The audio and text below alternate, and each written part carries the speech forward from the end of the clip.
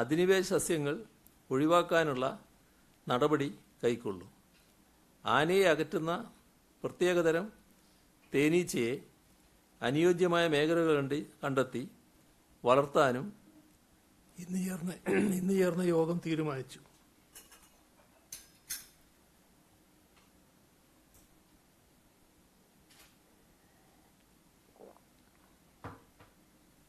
അത്തരം തേനീച്ചകൾ കരടികളെ ആകർഷിക്കുമെന്ന് പറയപ്പെടുന്നുണ്ട്. അതുകൊണ്ട് കരടികളില്ലാത്ത സ്ഥലത്ത് മാത്രമേ ഇതിനെ വളർത്താൻ പറ്റൂ എന്നുള്ള പ്രശ്നവുമുണ്ട്. ഇതാണ് പൊതുവിൽ ഇന്ന് നിങ്ങളുടെ മുന്നിൽ അവതരിപ്പിക്കാനുള്ള കാര്യങ്ങൾ.